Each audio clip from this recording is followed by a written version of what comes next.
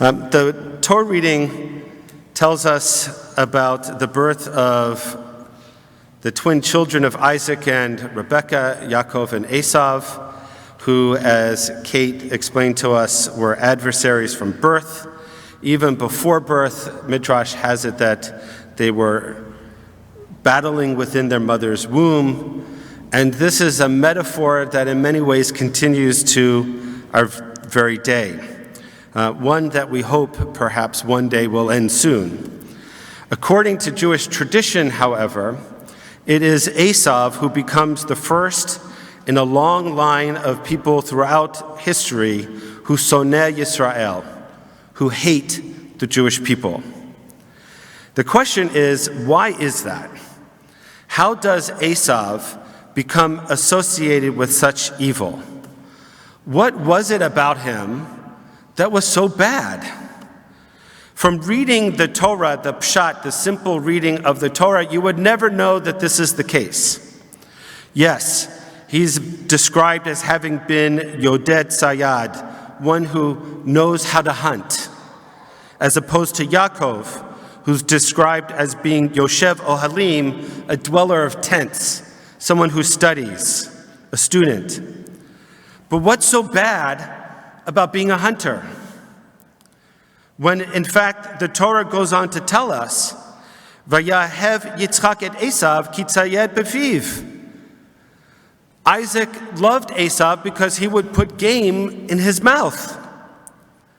Esav's being a hunter gave his father pleasure. And despite the fact that the Torah itself tells us very little about Esav, our sages, our ancestors, attempted to fill in the gap by providing us with incident after incident after incident of Esav's wickedness and cruelty. In fact, there's a midrash that exclaims, all the crimes that the Holy One, blessed be God, detests were committed by Esav. So evil is Esav that not just crimes against the Jewish people, but all the crimes that God detests were committed by Esav. None of this is found in the Bible itself. So why is it that the rabbis seemingly go out of their way to paint such a negative picture of Esav? Why is it that he becomes the epitome of evil? From the perspective of our rabbis, Esav came to represent the archetype of our people's worst enemies. And we have a long list of them, from Pharaoh to Haman, to Hadrian, to Torquemada, to Adolf Hitler, to Hamas. But these enemies we knew, or at least we should have known, especially vis-a-vis Hamas, if we've been paying attention to what they'd actually been saying and took them seriously rather than thinking that there was somehow or another that they would be tamed by being responsible for another people, right? We should have known exactly where they stood because they never hid it. They never hid it. They were quite transparent about their intentions vis-a-vis the Jews.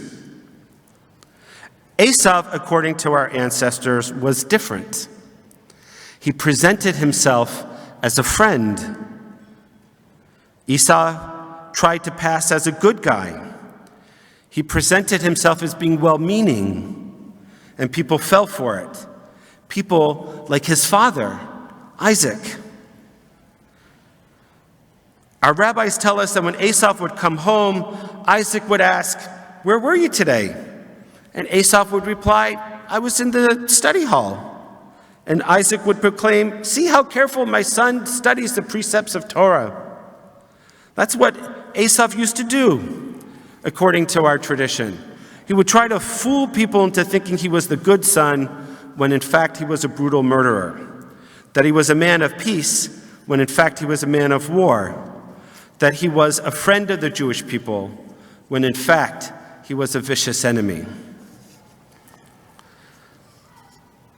What Hamas perpetrated on October 7th is unbelievable. And I could get into all the details of it, much of which you already have heard. But when I went to Israel a week ago, I can tell you it's unbelievable, and yet it happened. And the evidence for its happening is overwhelming. There's, first and foremost, the evidence of Hamas themselves, who recorded much of it, who are proclaiming it in English and in Arabic of what their intentions are. If only people would listen and take that seriously. Not only did Hamas record it on their own devices and put it on social media, but they very cruelly recorded on their victims' cell phones the torture and the execution that they perpetrated, and then they put it back in that person's pocket so that when the authorities and their families would take out the cell phone and look to see what was the last thing that their beloved person went through before they died or were kidnapped, it was Hamas's greeting. The evidence is overwhelming, first and foremost from Hamas itself. It's overwhelming from the survivors and the consistency of the testimony that they continue to provide. And it's overwhelming from the forensic evidence that is left behind. It is unbelievable, the cruelty, the barbarism that Hamas perpetrated, and yet it happened. But what's even more unbelievable and inexcusable and frightening is the blind eye that so many in the world are taking vis-a-vis the difference between Hamas's attack and Israel's response. Yossi Klein Halevi wrote recently, I think it was in the Globe and Mail actually, that the ancient fear of we as Jews is immutable otherness. But now we're in one of those defining moments in Jewish history when we find ourselves at a moral disconnect between much of the international community. As we struggle to absorb, he writes, the enormity of the October 7th massacre and to confront the worst wave of anti-Semitism since the Holocaust, the trauma of aloneness has returned. We are a people, says Balaam in the Bible, a people that dwell alone and shall not be considered amongst the nations. And up until recently, we thought that maybe we might have normalized the Jewish experience through the establishment of the State of Israel. But now we again feel alone. We naively had assumed that the massacre would linger in the world's consciousness, and that surely those that have played down Israel's fears about security will understand the threat that Israel actually faces on its borders, which is a genocidal terrorist organization determined to remove us from the land.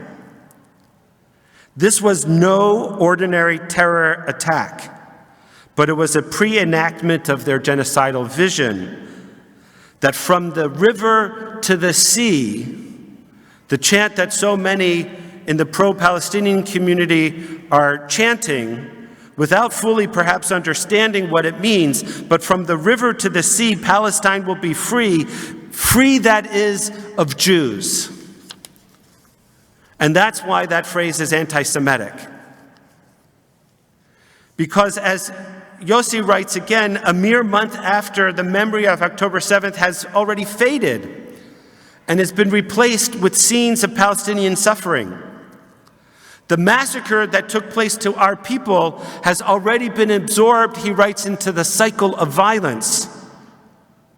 The attacks by Hamas didn't happen in a vacuum, said the General Secretary of the UN, citing Israel's 56-year-old occupation of the West Bank not of Gaza. It's not occupied. Yes, there is an embargo, which was designed to prevent what just happened, and clearly that policy failed. We Jews readily acknowledge that Israel bears its share of the blame for this conflict. But where's the accountability for the Palestinian leaders? Where does anybody talk about their share of the blame, of the refusal over the years, the rejection of every single peace offering that was ever put on the table? For all the complexity of the Palestinian-Israel tragedy, this, for us and for the rest of the world, if there was only moral clarity, shouldn't be complicated. The suffering of innocent Gazans deserves the world's urgent attention, but not at the expense of moral clarity about the justice of this war.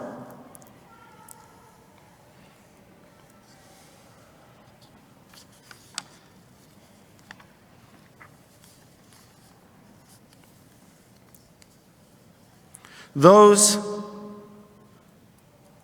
who are calling for a ceasefire, they don't seem to understand what's at stake. That a ceasefire would allow Hamas to regroup, especially if it doesn't have any mention of the release of the 240 hostages. It would allow them to regroup and to reinforce themselves, and it would reinforce the Jewish people's sense of isolation and aloneness at this moment. We should and do. Our hearts break for the suffering of the innocent in Gaza. But Yossi writes, how do we compare a deliberate assault on civilians with a war against a terrorist group embedded in a civilian population? In war, the difference between tragedy and barbarism is intent. For some, our outrage of the world's inability or the loss of its capacity for moral distinctions is even greater than a lazy comparison between Israel and Hamas.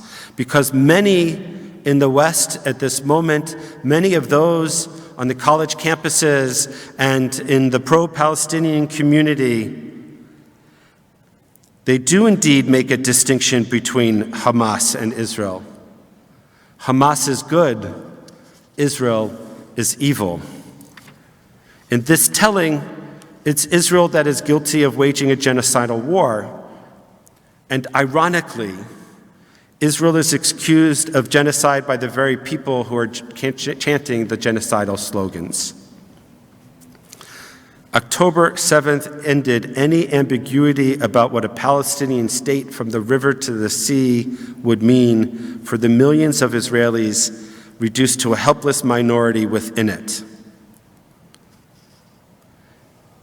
It would mean genocide.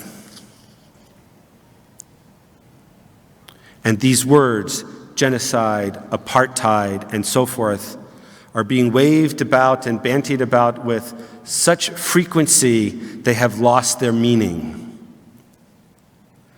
Denying the Jewish people the right to their narratives is an echo of the past Christian doctrine of supersessionism, writes Yossi, which regarded Jews as interlopers in the biblical story they had created, when the church instead had become the true Israel.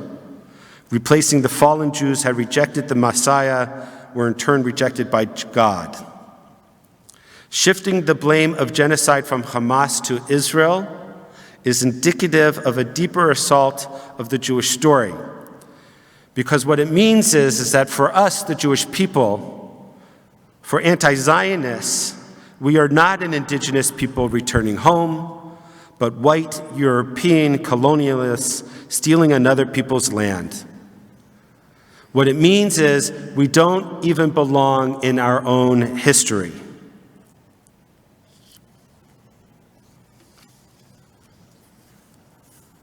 Now, these same points, these very same questions can be asked in the Torah reading as well of our patriarch Yitzhak.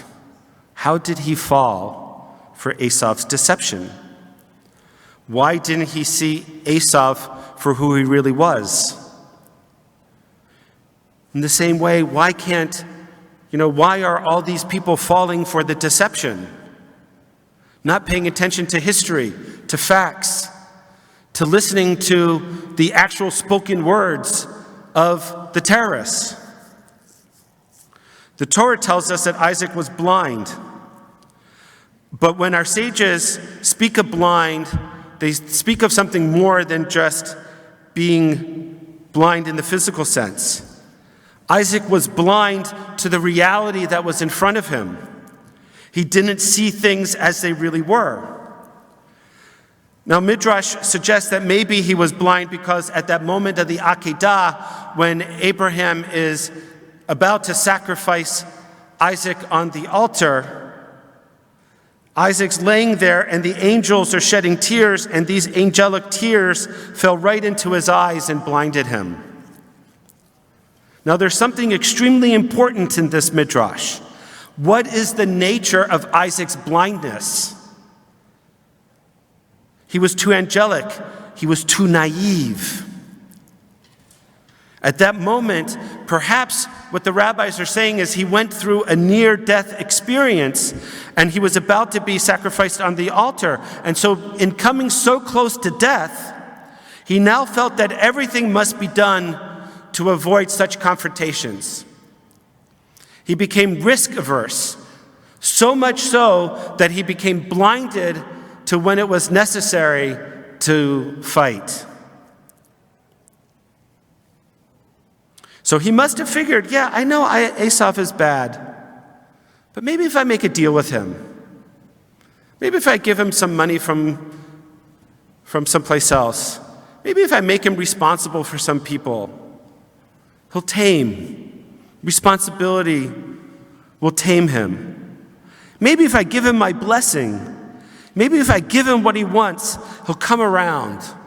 He'll be more moderate in his behavior. Fortunately for Isaac, he had Rebekah, who was able to point out his naivety, who was able to show him that there's no doing business with people hell-bent on destruction and death. And the Torah tells us, Vayechered Yitzchak charada gdola ad ma'od. And Isaac trembled very exceedingly, because then for the first time he saw the reality before him. So we see the reality that's before us. The reality of a necessity to fight Hamas and to ensure that there's no victory for them. And the reality to do so in a very complicated military theater to minimize innocent lives lost. But there's another reality before us.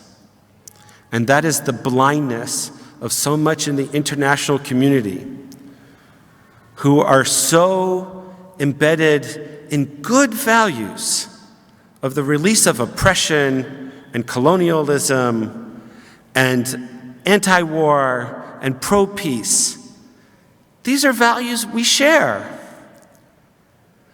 but not to the point where we are blinded into inaction and blinded by the reality that is before us. So what do we do? Perhaps the only thing we can do at this moment is what David Ben-Gurion, Israel's first prime minister, said so many years ago. Doesn't matter what the Gentiles say.